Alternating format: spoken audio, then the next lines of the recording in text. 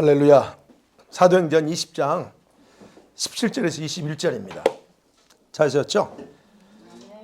같이 교도할게요. 제가 17절 읽습니다. 바울이 밀레드에서 사람을 에베소로 보내어 교회 장로들을 청하니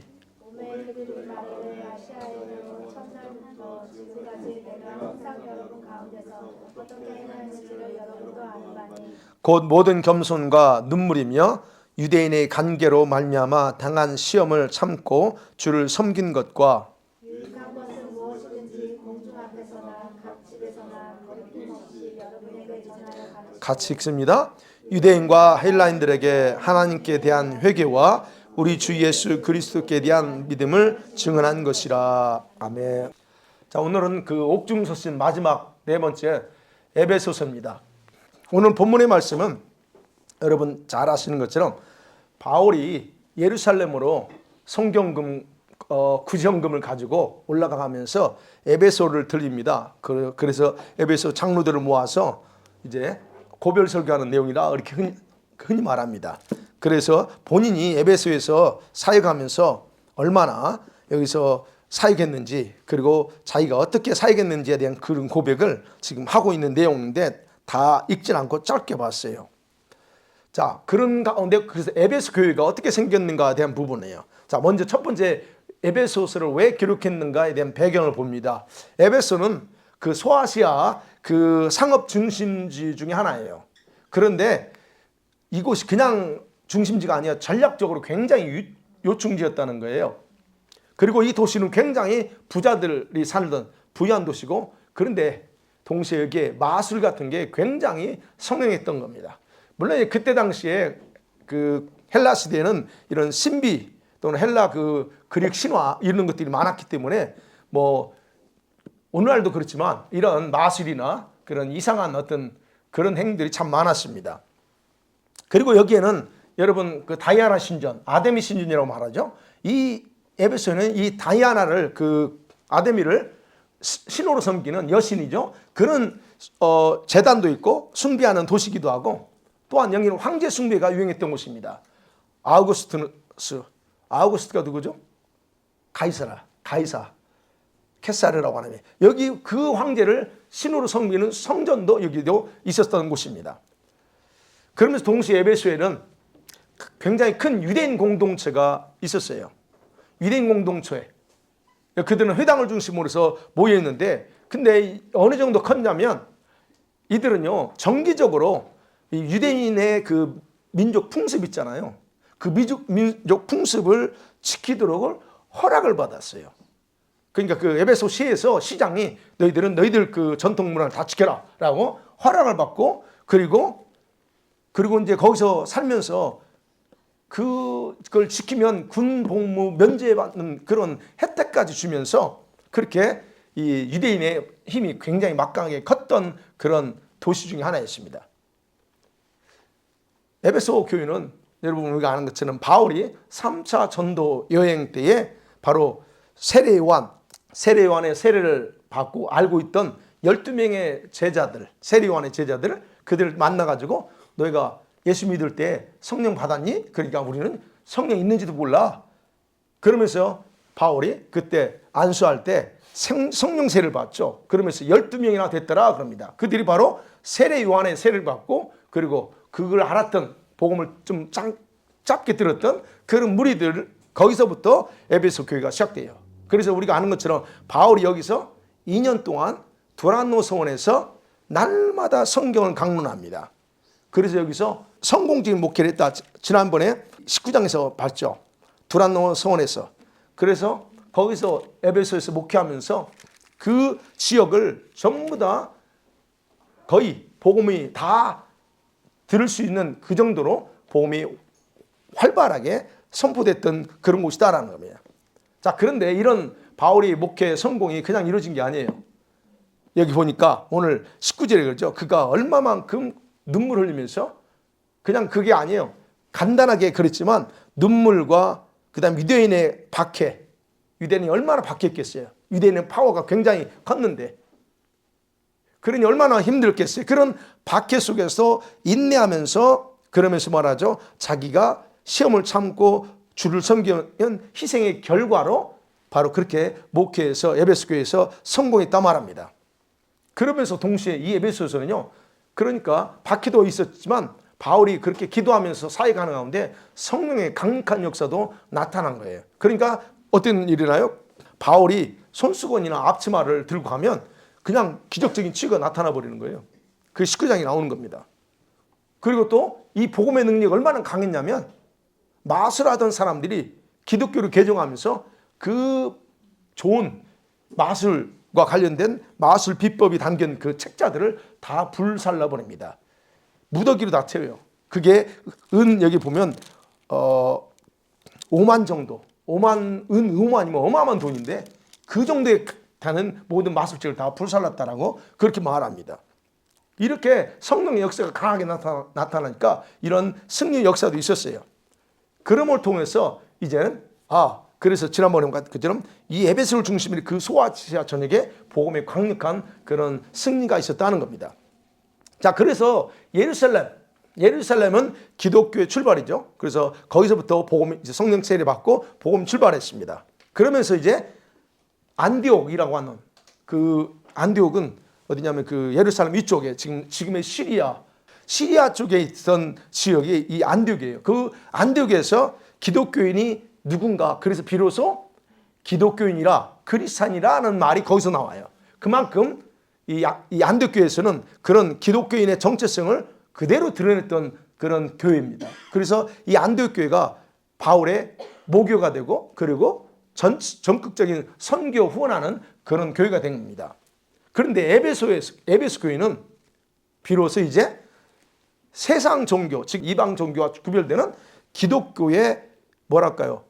이게 진짜 기독교야. 기독교는 이런 것이야 라고 하는 어떤 기독교의 위상을 확립한 교회였다라고 학자들은 이렇게 평가하는 겁니다. 그만큼 에베소 교회가 중요했던 그런 교회였다라고 평가하는 거죠.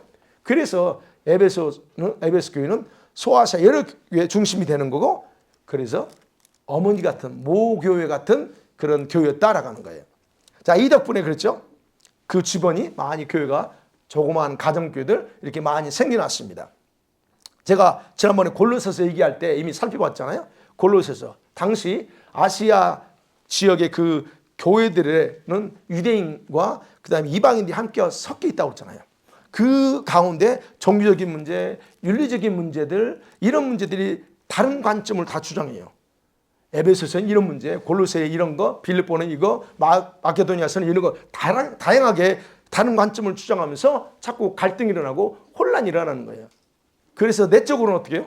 교회 질서가 약간 흔들려. 성도들 간에 일치가 안 되고 화합이 안 돼. 이런 문제로 심각화 됐던 거죠. 그리고 외적으로는 어떻게 해요? 외적으로는 당시 이단이었던 유대주의적 어떤 율법을 지켜야 돼. 예수 믿지만 거기다 율법을 지켜야 된다. 할례를 받아야 된다. 이렇게 주장하는 이단들. 그러면서 동시에 뭐가 있었어요?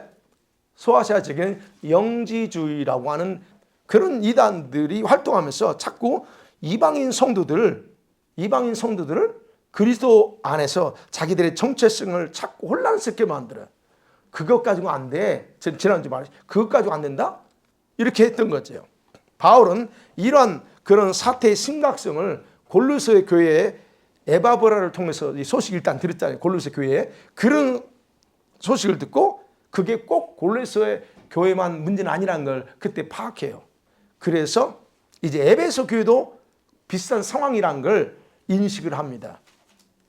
그래서 에베소서는 골로새서와 내용이 많은 부분에서 같아요. 동일한 내용이 많아요. 그래서 학자들은 에베소서와 골로새서는 쌍둥이 서신이다 그렇게 표현하기도 합니다. 왜냐하면 골로새서를 쓰고 난 이후에 성장을 거듭하고 있는 그 소아시아 지역, 그게 교회들에게 복음에 대한 복음이 뭐냐라는 것을 정확한 이해를 주고, 그러면서 동시에 예수 믿는 사람의 실제 윤리적인 삶, 너희들이 비록 이방인이지만 그런 어떤 이상한 이단들이 있고 그런 문화적인 사상적인 그런 사람들 가운데 살지만 우리 크리스찬들은 어떻게 살아야 되느냐에 대한 그런 권면을 하기 위해서 돌아가면서 읽은 회람이라고 그래요. 돌아가면서 읽는 편지로 썼다라고 학자들은 그렇게 말합니다. 그래서 바울의 다른 편지와는 달리 이 에베소서 이 서두에서 보면요, 수신자들 그 받는 사람들에게 인사할 때 친밀함이 드러나지 않아요. 이 에베소 교회 쓸 때는 그러지 않습니다. 그렇기 때문에 바울은 마치 그 에베소 성도들이 모르는 것처럼 그들의 신앙에 대해서 그냥 들었다라고 이런 식으로 말을 하는 거예요. 그러니까 그 뭐냐면 그 소식, 에베소 교회 자기 개척한 교회지만 지금 현재 어떤 문제가 있어가지고 지금 이 문제를 편지를 쓰는 게 아니고 너희들에게 이러이러한 일이 있다고 하는 거 들었어? 라고 하면서 그렇게 한다는 얘기예요. 네. 그래서 에베소서는 바울 서신 중에 아주 체계가 잘 잡힌 논리정연한 그런 편지다라고 다들 인정하는 그런 내용입니다. 그래서 골로새서가 예수 그리스도의 정체성, 예수님에 대한 기독론이라고 하는 신학적으로 기독론을 강조한 편지라면 에베소서는 뭘 강조했냐면 교회가 뭐냐는 거예요. 교회론을 강조하는 거, 거기에 초점을 두고 쓴 게 바로 에베소서입니다. 그리고 에베소서는 이 성도들의 구원이 뭐냐는 거예요. 그래서 이제 에베소서 보면 구원이 뭐냐? 영원한 축복이다. 영원한 축복이야. 신령한 축복이야, 그거. 하나님의 장엄하고 위대한 계획 속에서 이루어진 것이 바로 이 구원이다라고 하는 거. 어디 안에서? 예수 그리스도 안에서 이루어진 거다라고 강조하면서 1장으로서부터 바로 시작되는. 그래서 1장 3절에서 보면 창세전에 너희를 선택했네. 어찌 그런 얘기 나가는 거예요. 어쨌든 이런 가운데 골로새서는 기록되었다는 거예요. 그럼 두 번째 생각하면 이 에베소서의 중심 사상이 뭐냐는 겁니다. 교회론이라고 그랬죠. 교회론. 특별히 교회론인데 그 중에서 특별히 예수 그리스도의 피를 통한 하나님과 화해. 예수의 피를 통해서 우리 인간이 하나님과 화해됐다는 거예요. 그리고 예수 그리스도 안에서 새로운 인류가 창조됐다. 교회가 뭐냐 할 때 그래요. 교회가 뭐냐? 새로운 인류 창조다 그래요. 그리고 인류의 대표격인 유대인, 그 다음에 이방인. 성경에서는 인종을 두 군데로 구분합니다. 유대인 아니야? 이방인이 하는 거예요. 지금처럼 뭐 황인종 이게 아니에요. 성경에서는 유대인, 이방인이요. 그러면 이 유대인과 이방인이 화해됐다는 거예요. 어디 안에서? 예수 그리스도 안에서. 더 나아가서는 유대인과 이방인이 하나가 되니까 이제는 하나님과 저 세상 전체가 화해를 이뤘다라고 말해요. 그게 바로 교회라고 하는 거예요. 조금 그래서 에베소는 어렵습니다. 예수 그리스도 안에서 유대인들과 이방인들이 함께 하나님과 화해하게 돼서 하나의 교회를 만들었다. 그게 원누멘이에요. 들어봤죠? 원누멘. 하나의 교회, 하나의 몸, 하나의 그리스도의 몸이 된 것. 이게 뭐냐? 뭘 의미하냐? 아주 위대한 하나님의 은혜의 사건이다라고 하는 것을 강조하는 것이 1장부터 그래서 시작되는 계속. 그것은 뭐냐? 이거는 태초부터 하나님 원래 하나님의 구원의 경륜에 의해서 이루어진 것이 그게 지금 예수 안에서 실현됐다라고 하는 거예요. 에베소의 그 성도들이 이방인이잖아요. 이방인 너희들이 이렇게 구원받은 것은 이런 의미가 있다라고 강조하는 거예요. 그래서 이 교회, 바울이 말하는 이 교회는 지역적이잖아요. 우주적이라는 거예요.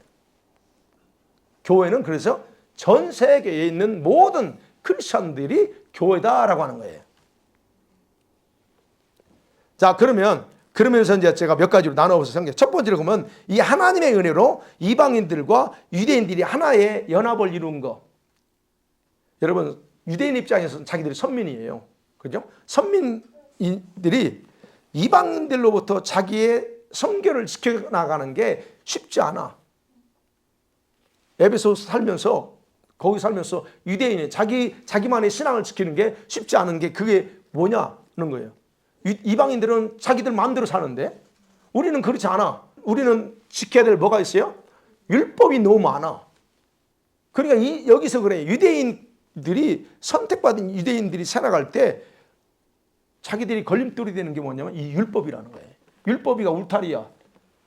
그래서 바울은 이 율법의 걸림돌은 유대인 이방인뿐만 아니라 하나님과 인간 전체를 갈라놓는 울타리다 하는 거예요. 장애물이다라고 그렇게 설명합니다. 그런데 예수님의 십자가의 속죄의 죽음을 통해서 이 율법의 울타리를 헐어버렸다 그런 거예요. 완전히 깨버렸다는 거예요. 그래서 아까 말씀드린 인간과 하나님이 화해됐고 우리 인간과 인간, 유대인과 이방인이 화해해서 이제는 교회 안에서 뭐가 돼요? 하나의 백성이 됐다는 거예요. 그래서 바울은 말하기는 예수 그리스도는 우리의 평화다라고 얘기해요. 바로 바울은 이 십자가 사건은 바로 하나님의 은혜의 충만한 역사라고 그렇게 이 1장에서부터 칭송하는 거예요. 십자가 얼마나, 그래서 십자가 강조합니다. 예수의 피도 강조하고. 그 결과 이 복음은 모든 사람을 위한 하나님의 구원이 능력이 된다. 그리고 그리스도와 연합한 자들에게는 이제는 이방인, 헬라인, 뭐 유대인이나 헬라인, 종이나 뭐 상전이나 아니면 남자 구별 없이 다 모든 그 구별되는 걸 다 깼다라고 바울이 강조하는 거예요. 그래서 2장까지 바로 이런 내용을 중심으로 우리들이 받은 구원의 위대함과 십자가의 강력한 효력이 뭐냐는 걸 강조하는 겁니다. 여러분이 읽을 때, 에베소 읽을 때 어떠세요? 이해가 쉬워요? 아니면 어려워요? 어렵죠. 왜냐하면 이런 신학적인 게 여기 굉장히 깊게 있거든요. 근데 우리 같은 사람이 이제 연구를 하니까 너무 좋아. 저하는 그런 연구하는 좋으니까. 이걸 신학적으로 좀 이렇게 막 표현하면 연구 많이 했다고 그러는데 그렇게 해가지고는 설교하면 여러분들 못 알아들어서 제가 그렇게 하지 않지만 에베소가 그렇게 좋아요. 이건 보면 볼수록 또 어제 봤으면 오늘 보면 또 때로운 게 나오는 게 에베소. 그만큼 그렇다. 자, 두 번째 보면 3장에 보면 에베소 3장에 보면 중요한 사상이 뭐냐? 바로 이러한 하나님의 역사하심이 바울 자신이 하나님의 영원한 구원의 계획의 비밀을 관리하는 이방인의 사도로 부름을 받았다라고 자신의 사도직을 강조해요. 바울은요, 고린도전서 12장이나 로마서 12장에서 은사를 얘기했죠. 은사장, 고린도전서 12장, 로마서 12장에도 은사에 나와요. 근데 그런 은사들에 대해서 교회에서 보면 교회 내에서는 이런 직분과 역할들을 다 설명하면서 이미 교회는 예수 그리스도의 몸이라고 이렇게 비유적으로 강조해요. 그리고 그리스도의 몸으로서 교회에는 다양한 지체들이 있죠. 그죠? 그 지체들은 다 개별적이고 다양한 기능을 가지고 있는 다양성을 강조합니다. 그런데 이 에베소서와 골로새서에는 이 교회가 하나님의 몸이라고 강조해요. 로마서나 고린도서에서는 그리스도의 몸이라고 강조하는데 이 에베소서에서는 하나님의 몸이라는 거예요. 그걸 강조해요. 그래서 그리스도는 교회의 머리고 교회는 그리스도의 몸이야. 이렇게 강조합니다. 예수 그리스도가 교회의 머리됨을 강조해서 어떻게 해요? 그러면 예수님과 교회와 일치됐다는 거. 그리고 머리와 몸으로서 관계 일치가, 그렇죠? 우리는 그분의 몸이에요.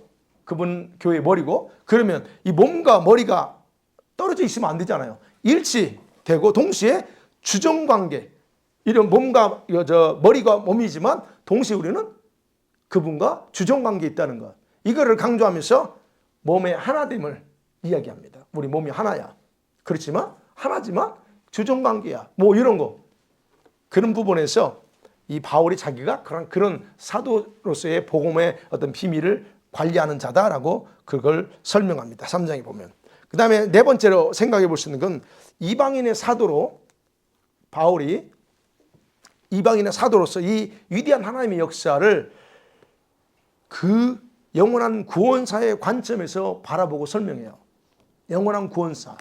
이것도 좀 어렵죠. 그래서 교회의 영원한 하나님의 뜻에 의한 예정이 있어요. 여러분, 교회에 대한 하나님의 영원한 뜻에 의한 예정. 이 같아요.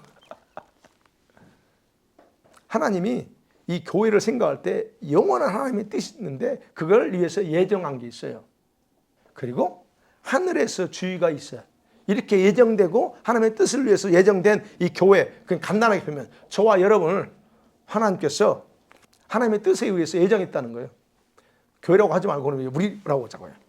우리랑 하나님의 계획이 영원전부터 있었어요. 근데 그것이 하나님의 뜻 안에서 있어졌고 그것이 예정에서 오늘 선택받았어요. 그리고 나서 그걸로 끝난 게 아니고 더 생각한 거 하나면 하늘에서의 우리의 지위를 높였어요. 지위가 있다는 거예요. 어디에요? 우리가 하늘에 앉혔다 그래요. 우리가 2장에 보면 우리를 어디에 있어요? 우리가 현재 여기 있지만 우리는 하늘에 앉아 있는 거예요. 에베소 2장. 그리고 이 교회가 저와 여러분이 지금 현재 이렇게 높임 받은 이후에는 뭐 해야 되냐 그래요. 뭐 해야 되냐? 교회의 머리인 예수 그리스도의 삶에 동참하면서 살아가는 존재다라고 얘기하는 게 2장 22절, 50절, 5장 20절 그 얘기하는 거예요. 교회라고 표현하니까 좀, 왜냐면 교회로는 강조하기 때문에 여기서는 사실은 성도 개인보다는 교회의 공동체를 얘기하기 때문에 제가 하는데 여러분이 또 이해가 안 될 것 같아서. 자, 어찌됐든 그래서 우리 이 교회는 이렇게 하나님의 영원한 구원의 계획 관점에서 보고 있다는 거예요. 그래서 창세전에 예정 높이고 올리고 뭐 이런 일들이 그래서 나온다는 거예요. 그 다음 또 하나, 다섯 번째로 생각할 수 있는 건 예수님 안에서 새로운 삶을 얻은 우리 사람들은 어떻게 살아야 되냐? 새로운 삶을 살아야 된다는 거예요. 그게 4장 17절, 5장 3절에 나오는 거예요. 그걸 설명하기 위해서 갑자기 바울이 세례 얘기를 합니다. 4장에 보면 세례. 여러분, 세례가 뜻이 뭐죠? 세례, 바울이 말하는 세례는 어떤 의미예요? 너희가 세례 받았던 건 뭐예요? 물에 잠기잖아요? 물에 잠긴 건 뭘 의미한다고요? 예수님과 함께 옛사람이 죽고 장사됐다는 의미야. 그리고 다시 물에서 올라올 때는 깨끗하지 몸으로 떠올라왔잖아요. 그건 뭘 의미한다고? 예수님과 함께 새 사람이 되어서 이제는 새 사람으로 부활했다라고 하는 의미, 그 의미가 있다는 거예요. 바로 세례를 그렇게 설명한다는 거예요. 그래서 이제는 어떻게 하냐 이거예요. 이렇게 옛사람이 죽었고 새 사람이 되었으니까 믿음으로 우리는 새로운 삶을 살아야 된다라고 강조하는 겁니다.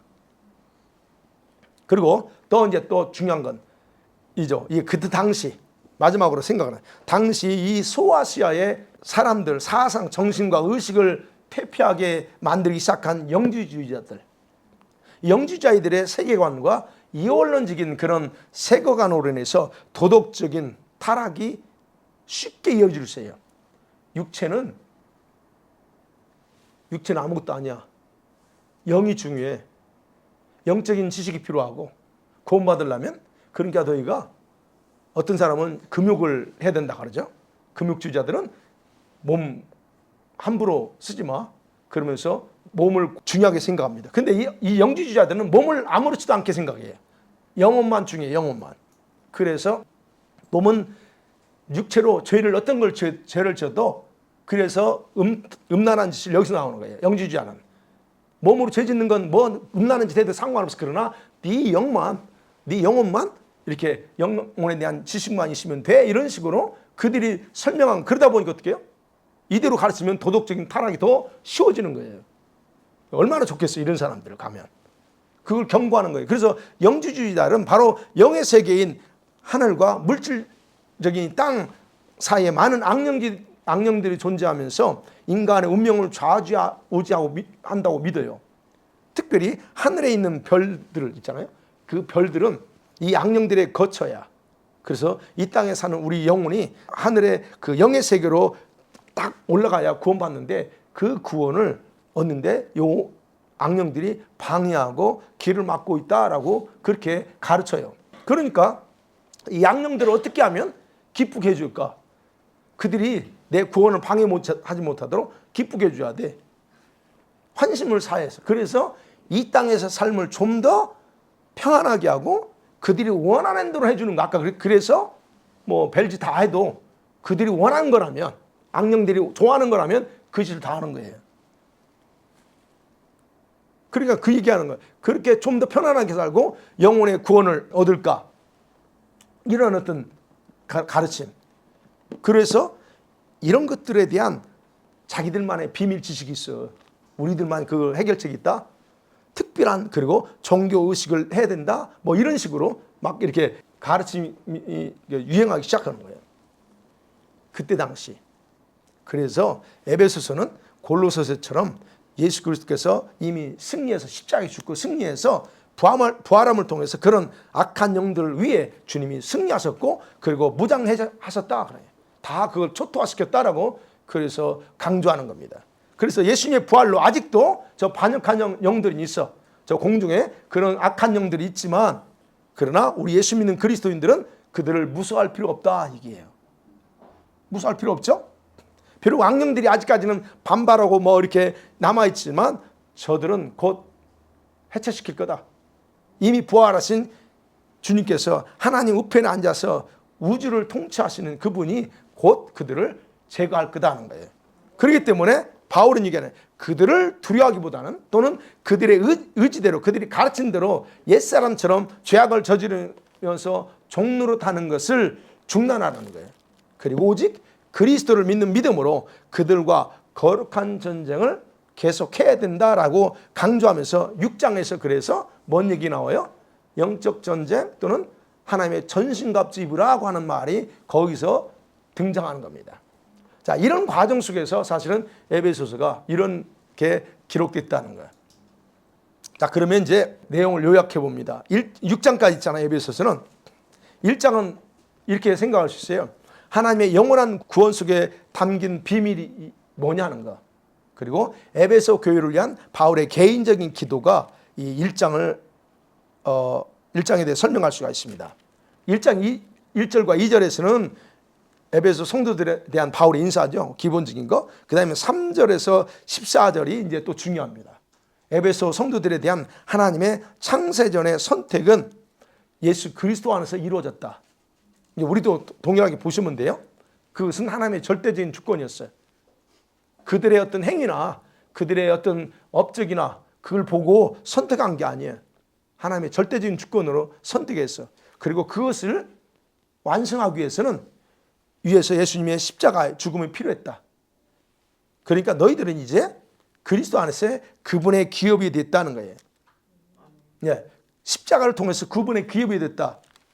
뿐만 아니라 너희들에게 성령을 주어서 인치심으로 보증을 해줬다. 그러니까 너희들이 구원에 대한 건 확증됐어요. 왜? 성령까지 딱 보증으로 개런티로 딱 들어갔기 때문에 너희들이 구원은 안전하다고 말합니다. 왜 그렇게 하셨을까? 목적이 있다는 거예요. 그것이 바로 그분의 영광을 찬송하는 것. 그게 분명한 목적이다. 그게 여기서 보면 6절에도 나오고 12절에도 말 나오고 14절에 동일하게 나오는 말이 그거예요. 그의 영광을 찬송이 되게 하려고 영광을 찬송하게 하려고 그렇게 나옵니다. 구원의 목적, 교회가 되기 위해서 한 목적은 명확해요. 하나님의 영광을 찬양하는 것. 그게 14절까지입니다.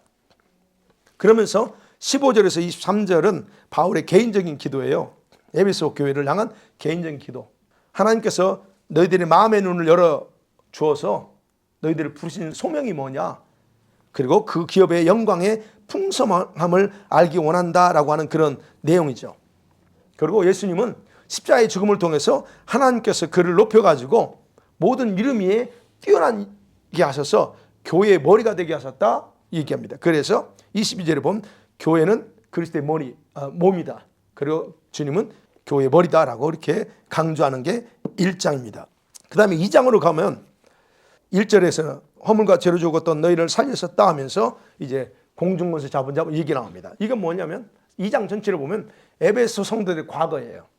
그러면서 동시에 현재 변화된 그들의 모습에 대해서 바울이 신학적으로 얘기하는 겁니다. 1절에서 10절까지 보면 에베소 성도들은 과거에 어떤 존재였다고요? 본질상 진노의 자녀였어 너희들은. 그런데 하나님은 자신의 풍성한 긍휼을 베풀어서 예수님과 함께 부활시켰고 그리고 보좌에 앉게 하셨다. 그렇죠? 6절에 보면 함께 일으키사 그리스도 예수 안에 함께 하늘에 앉혔다. 이게 부활과 또는 보좌 앉혔다는 거예요. 그리고 너희들은 하나님의 선한 일을 위해서 새롭게 창조됐어 얘기하는 거예요. 선한 일. 그래서 10절에 보면 그래요. 우리는 그가 만드신 바라 그리스도 안에서 선한 일을 위하여 지으신 받았어요. 선한 일을 새롭게 창조됐어 강조하는 겁니다. 바울은 이러한 하나님의 구원을 아까 말씀드린 새로운 하나님의 창조다라고 그렇게 설명한다는 거예요. 새로운 창조. 그래서 하나님은 그리스도를 믿는 믿음 하나를 보고 우리에게 많은 선물들을 주셨다. 그게 이제 10절까지는 그게 뭐냐? 구원이야 라고 하는 거예요.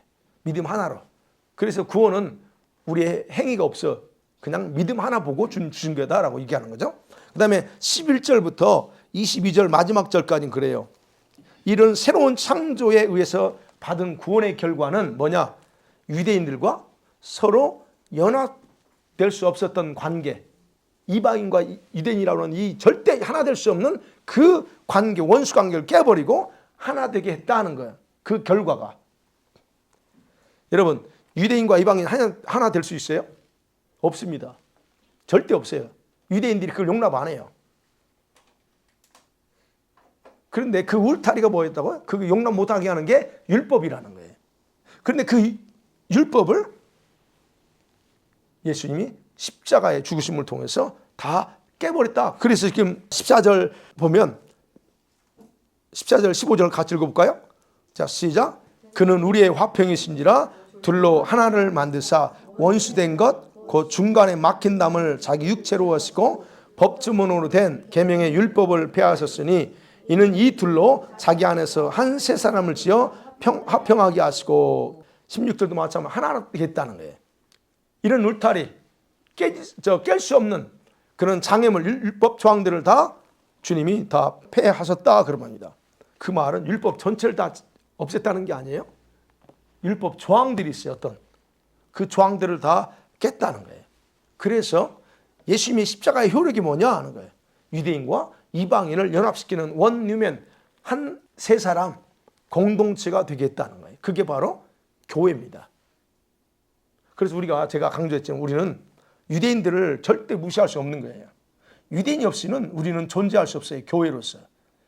우리 이방인 교회가 뭐 다 한다고? 아니에요. 천만에 그러지 않습니다. 그런데 우리는 잘못된 대체신학이라고 합니다. 그 대체신학 때문에 유대인 필요 없고 우리만 있어도 돼 이런 식으로 알았는데 절대 성경은 그렇게 말하고 있지 않다는 거예요. 자, 이렇게 하나된 원리면 교회가 어떻게 해요? 18절에 보면 그로 말미암아 우리 둘이 한 성령 안에서 아버지께 나아감을 얻게 요 하나가 된 교회가 이제 성령 안에서 아버지께 동시에 나가 유대인만 나가는 게 아니고 이방인 우리만 뭐 열심히 나가는 게 아니고 이 유대인 이방인 하나 된 교회가 그렇게 나간다 얘기하는 거예요. 그래서 이방인 유대인들이 하나 돼서 이제는 22절에 본 거죠. 점점점 거룩한 하나님의 집이 되기 위해서 지어져 가고 있고 그리스도 안에서 계속적으로 지어져 가고 있다는 거예요. 바울은 그거 강조합니다. 로마서에 보면 이제 로마서 9장 10장 11절에 보면 바로 유대인들은 없어진 게 아니에요. 거기 보면 더 실제적으로 얘기합니다. 우리는 차자예요. 저와 여러분이 아무리 위대한 믿음을 가지고 있을지라도 우리는 장자가 될 수 없습니다. 이스라엘이 장자예요. 로마서에 그게 나와요. 지금 우리가 이렇게 이방인들이 왕성하게 붕하는 이유가 뭐예요? 이방인의 수가 충만해서 유대인들을 구원하기 위해서 그래요. 그렇게 설명하고 있다는 거예요. 자, 바울이 바로 여기서 그런 부분에서 한 세 사람 원누면 이렇게 하나가 됐던 것이 예수님의 십자가 사건이라는 겁니다. 그 다음에 3장으로 가보면 이방인과 유대인이 하나 되는 거, 이 연합된 교회, 이 비밀과 바울의 두 번째 기도가 이 3장에 드러납니다. 1절에서 13절 우리가 보면 바울은 이방인들을 위한 사도로서 하나님의 구원의 비밀을 맡은 자다라고 자신에 대해서 얘기합니다. 바울은 그렇죠? 우리가 아는 것처럼 바울과 베드로가 이게 사역의 영역이 다르게 나오죠. 베드로는 유대인들을 위한 사도고 바울은 이방인을 위한 사도라고 그래요. 그렇게 해서 사도행전에 보면 그렇게 나눠져요. 그래서 바울은 자기가 원래 이방인을 위한 사도인데 자꾸 유대인들한테 초기에 1차 전도회 때는 유대인들한테 전해요. 나중에 어떻게 해요? 그냥 원래대로 했어야 되는데 바울은 그게 편할 수 있었어요. 초기에는 왜 아무래도 이 율법을 아는 사람들이 복음 전하기 편하잖아요. 그래서 시도하지만 유대인들이 계속적으로 바울을 대항하고 거부하니까 나중에는 거기서 깨달아 이제 너희들 상 다 안 할 거야. 나는 이방인으로 가. 그렇게 나오는 거예요. 원래는 그랬던 건데 바울이 이제 그때서 정신 차립니다. 어찌됐든 바울의 어떤 그 사도적인 역할은 뭐냐? 이방인들에게 이 구원의 비밀, 이 비밀을 전하는 거예요. 그래서 이 비밀을 전해서 6절에 보면 함께 상속자가 되고 창조 때에 감춰뒀던 그 구원의 비밀을 드러내서 알게 하는 게 바울의 역할이다. 그래서 그거 얘기하는 겁니다. 7절, 8절 쭉 보면 그런 내용의 9절에 보면 특별히 이해하기 어려운 것들이에요. 9절 10절 같이 볼게요. 시작. 창조하신 하나님 속에 감춰졌던 비밀의 경륜이 이는 이제 교회로 말미암아 통치자들과 권세들에게 하나님의 각종 지혜를 알게 하라 심이니 이것은 그 영원부터 우리 주 예수 안에서 영하신 뜻대로 하신 것이라 그래요. 그러니까 결국 바울은 그래요. 이 비밀, 감춰졌던 비밀을 자기는 지금 너희들한테 드러내고 있어 얘기하는 거죠. 이게 바로 이방인인 에베소 성도들이 유대인과 하나된 교회로서 하늘의 영역을 통치하는, 여기 이제 10절이죠. 이는 이제 교회로 말미암아 하늘에 있는 통치자들 권세들에게 하나님의 각종 지혜를 알게 한다. 이게 여기서 말하는 통치자들 권세들은 누굴까? 악한 영들입니다. 영지주의자들은 하늘 영역에 이 악한 영들이 지금 있어서 요놈들이 우리를 방해한다는 거. 근데 지금 바울은 그 악한 권세들한테 교회가 그들에게 우리가 굴복할 게 아니고 바로 그런 하늘 영역을 통치하는 악한 자들에게 하나님의 다양한 지혜를 알게 하려는 영원부터 예정된 뜻이 있다는 거. 그게 바로 누구냐? 너희들이 그런 존재하는 교회인 너희가 그런 일을 해야 된다는 걸 강조하는 거예요. 그건 영원 전부터 감춰졌던 예정된 뜻이다. 이렇게 얘기하고 있습니다. 그 다음에 14절부터 22절까지는 우리가 너무 잘 아는 주일날 설교했던 게 하죠. 에베소 교회 성도들, 교회 공동체 또는 개인들을 위한 5가지 중보 기도가 나오죠. 성령의 능력으로 속사람을 강하게 하는 거, 그 다음에 믿음으로 그리스도께서 마음속에 머물러 계시게 하는 거, 사랑 안에서 믿음의 뿌리가 박히고 견고하게 터가 견고해야 되는 거, 모든 성도들이 함께 예수 그리스도의 사랑을 깨닫게 되는 거, 그리고 그리스도의 사랑이 얼마나 풍성한지 넓이, 깊이, 높이, 이 것들이 얼마나 큰가를 깨달아서 하나님의 충만하심이 좀 너희들한테 넘치기를, 교회에 너희들에게 넘치기를 바란다라고 하는 그런 기도 제목, 중보 기도 제목이 바로 21절까지 그게 나와 있습니다. 여기 3장까지 이거고요. 4장에 넘어가 보면 이겁니다. 원리면 이 교회 연합 있잖아요. 이 교회가 하나된 연합된 것은 예수님의 십자가로 주어진 실제적인 결과다라고 얘기해요. 무슨 말이냐면 이제 바울이 1절에서 16절 쭉 내용을 먼저 설명하면 성령께서 이렇게 하나된 것들을 성도들 간에 연합을 이루기 위해서 너희가 부름받았어 이게. 그래서 4장 1절부터 너희가 부르심을 받은 일에 합당하게 하라. 그리고 평안함이라는 줄로 성령이 하나된 것 힘써 지켜라고 해요. 너희들은 분리될 수 있는 존재가 아니야. 그렇기 때문에 너희들은 더 그 하나 되는 일에 힘써야 돼. 너희들 왜 하나가 되겠냐? 거기에는 분명히 콜링이 있다는 거예요. 그걸 지키게 나가는 거예요. 그 성령 안에서. 바로 그래서 얘기하는 겁니다. 이렇게 연합되어 있는 이유는, 근거가 뭐냐? 교회 공동체 하나 되는 그런 삼일체 하나님의 연합에서 찾아요, 바울이. 그래서 4절, 5절 쭉 보면 몸도 하나요, 성령도 하나고, 그 다음에 부르신 분도 한 분이야. 그리고 주님도 한 분이고, 세 분이 아니에요. 하나님도 한 분이야. 그게 뭐냐? 연합이 됐다는 거예요. 그 연합의 근거에서 그래서 너희들도 그렇게 연합돼야 된다 강조하는 겁니다. 특별히 바울은 이 성령의 역할과 하나님의 역할을 먼저 강조해요. 5절 쭉 내보면 강조하면서 그 다음에 이제 후반부에 가서는 예수 그리스도의 중요한 역할이 뭐냐 하는 거예요. 지상의 교회를 온전하게 하는 분이 예수 그리스도. 그리고 그리스도의 몸인 교회를 세우기 위해서 예수님이 교회에 오중직의 직책을 세우셨다 말합니다. 그게 지금 보면 사도, 선지자, 복음전도자, 목사, 교사예요. 오중직이라고 말합니다. 그래 여러분, 왜 이런 직책을 세우느냐? 교회의 연합됨을 지키게 하고 교회를 더 온전하게 세우게 하고, 중요한 목적은 그거예요. 그러면서 이제 여러분 잘 아는 13절, 14절, 15절, 16절 내용은 뭐예요? 교회와 우리 성도들이 더 이상 어린아이가 아니고 그리스도 예수님처럼 장성한 분량에까지 온전한, 성장하는 온전한 교회가 되는 것, 그것 때문에 하나님이 오중직을 세웠다 그래요. 그래서 여러분이 신앙생활하면서 교회 안에 이런 직책을 가지고 있는 이유가 바로 여러분을 성장시키기 위해서 예수님이 세운 그런 일이라는 거예요. 그러니까 여러분들이 이런 어떤 사역자들을 통해서 세움 받아야 돼요.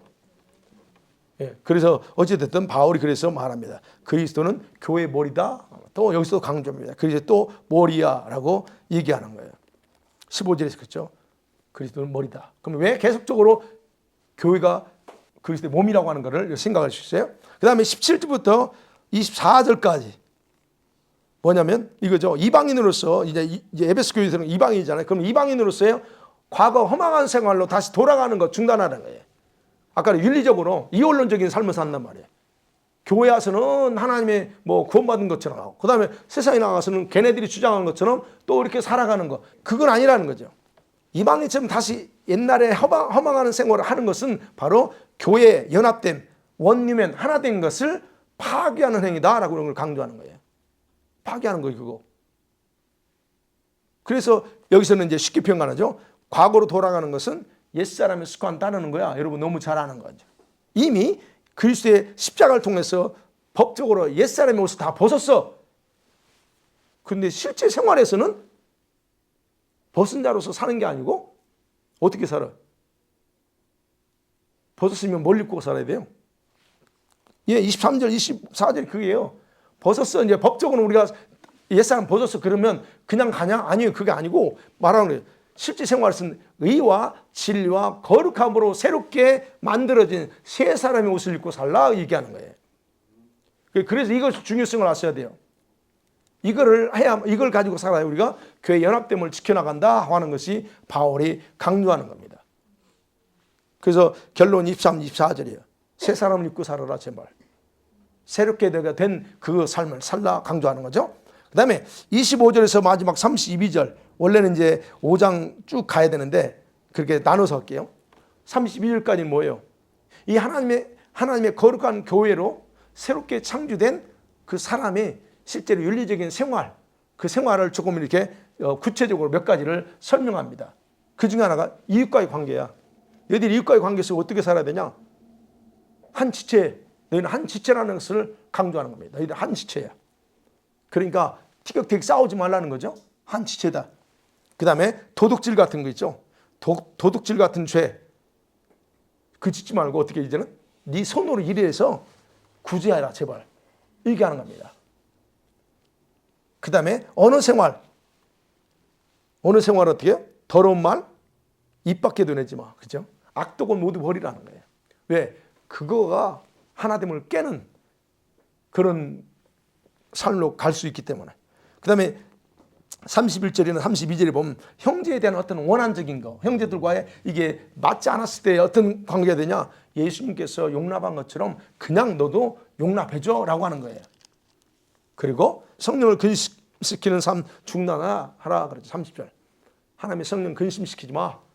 그렇죠. 성령님은 여러분 때문에 근심할 수 있고 교회 때문에 근심할 수 있다는 거예요. 공동체에서 잘못하면 성령이 근심하고 탄식한다 하는 거예요. 그래서 실제로 이렇게 새롭게 된 사람은 윤리적인 생활에서 이런 부분에서 이제 이건 에베소 교회에 필요했던 거죠. 이건 굉장히 중요하게 생각해야 된다라고 바울이 4장에서 그 부분을 얘기하고, 그다음에 5장에 보면 5장을 그냥 그 전체를 요약하면 교회 연합됨을 지키는 비결을 얘기해요. 어떻게 하면 그러면 교회가 계속 연합되느냐 하는 거예요. 가장 기본적인 생활 방식, 교회 연합됨을 지키는 기본이 뭐냐 하는 거죠.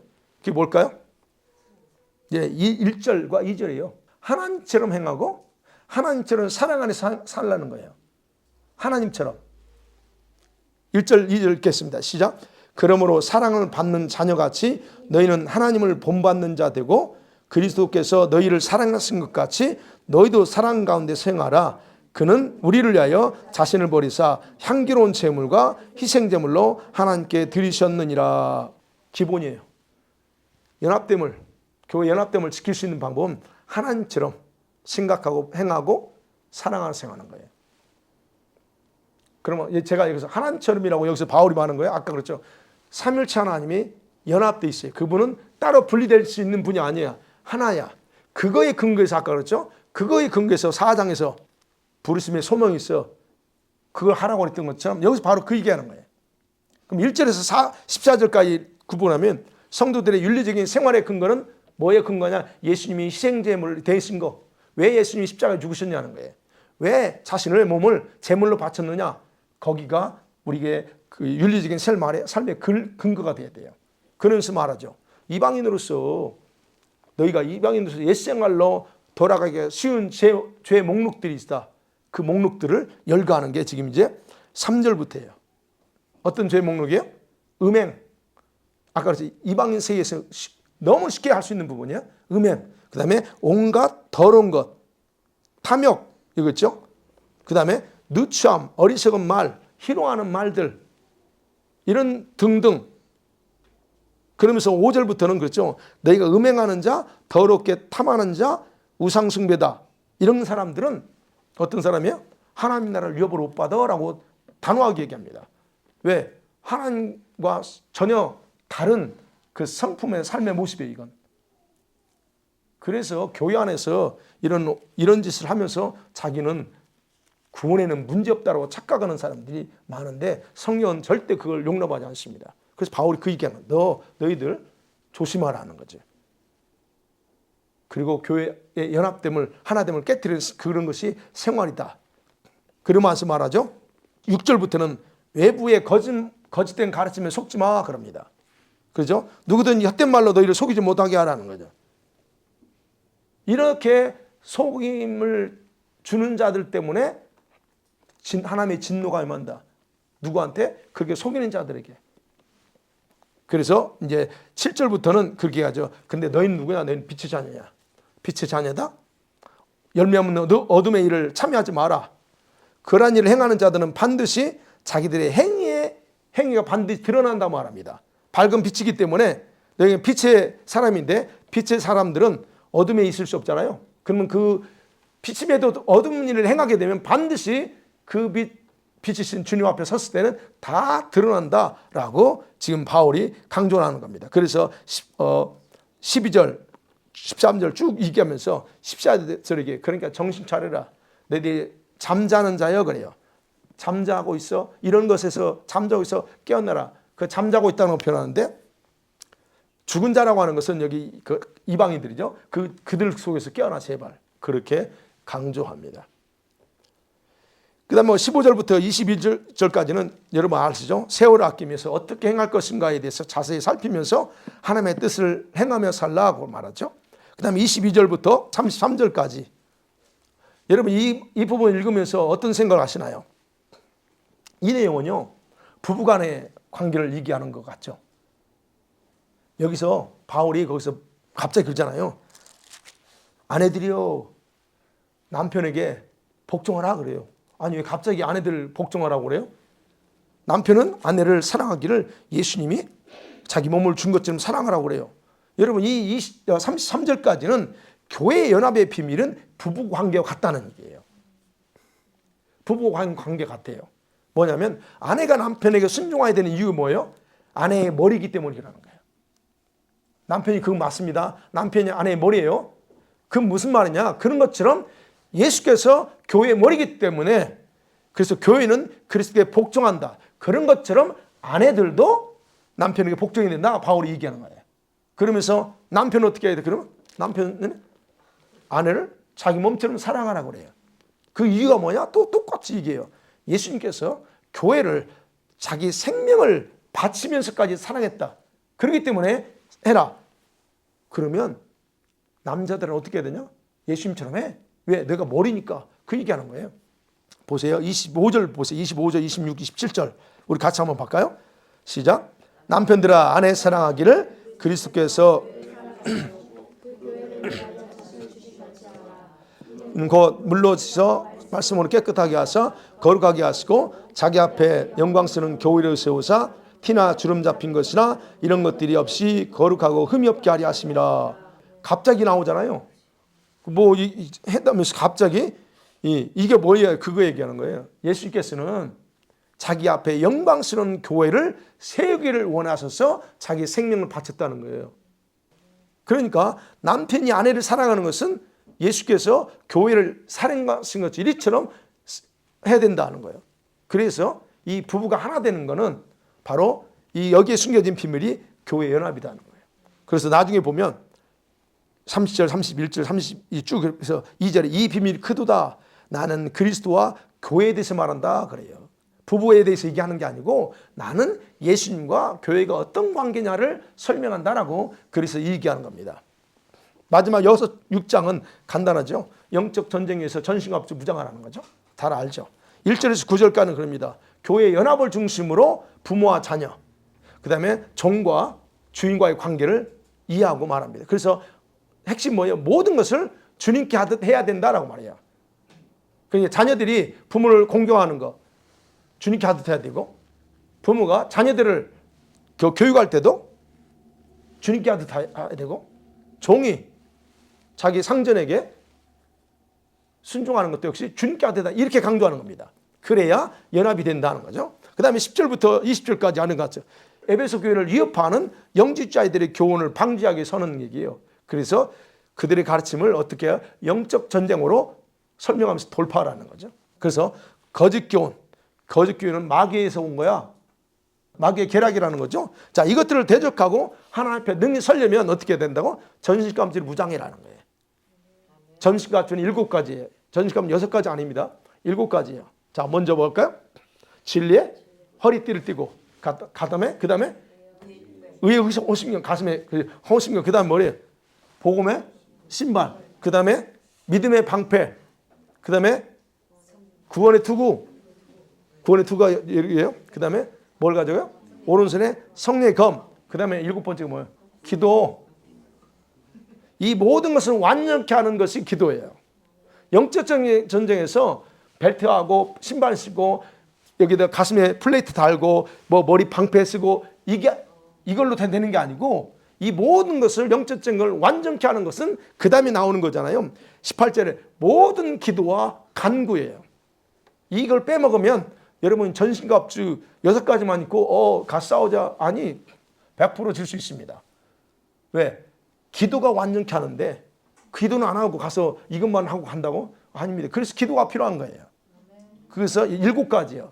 자, 그리고 21절부터 24절까지는 이제 마지막 바울이 인사하죠.